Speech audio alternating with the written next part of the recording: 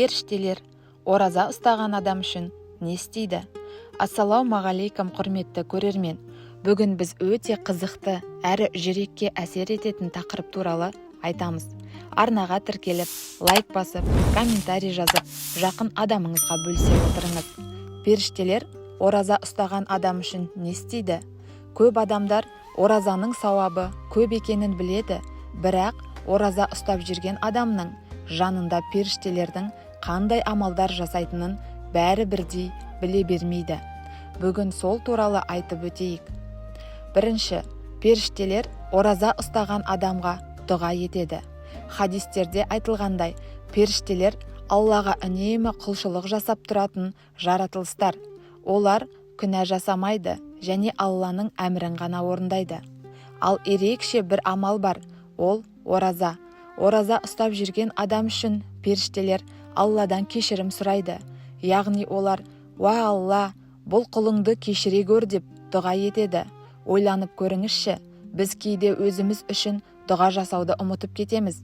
Ал дәл сол уақытта періштелер сіз үшін дұға жасап жатуы мүмкін. Бұл оразаның үлкен құрметі. Екінші, ауыз ашқанға дейін періштелер кешірім сұрайды.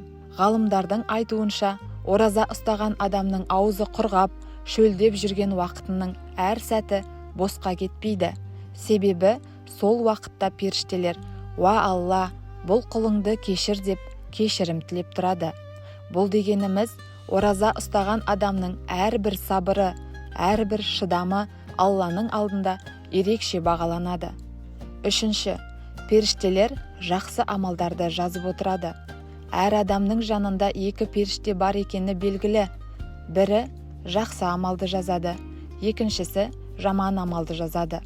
Ораза ұстаған адам сабыр сақтап, ашуын тежеп, жаман сөз айтпауға тырысады. Сол себепті ораза кезінде жақсы амалдар көбейеді. Ал періштелер сол амалдардың барлығын жазып отырады. Тіпті пайғамбарымыз саллаллаху алейхи уассалам хадисте былай деген: «Ораза Алла үшін, оның сауабын Алла өзі береді». Бұл оразаның сауабы өте ерекше екенін көрсетеді. Төртінші, періштелер ауыз ашқан кезде қуанады. Пайғамбарымыз саллаллаху алейхи уассалам айтқан: ораза ұстаған адамның екі қуанышы бар. Бірі ауыз ашқанда, екіншісі Раббысымен қауышқанда. Ауыз ашу тек тамақ ішу емес, бұл бір күн бойы сабыр сақтаған құлдың Алланың рұқсатымен ризық жеуі. Сол себепті кейбір ғалымдар періштелер де ораза ұстаған адамның осы қуанышына куә болады деп айтқан. Бесінші, періштелер жақсылыққа куә болады. Ораза адамды тек аштықтан ұстап тұрмайды. Ораза адамды жамандықтан да ұстайды. Мысалы, өтірік айтпау, өсек айтпау, ашуланбау, адамдарды ренжітпеу. Осындай жақсы амалдарды періштелер көріп, жазып отырады. Сондықтан Рамазан періштелер куә болатын ең берекелі айлардың бірі.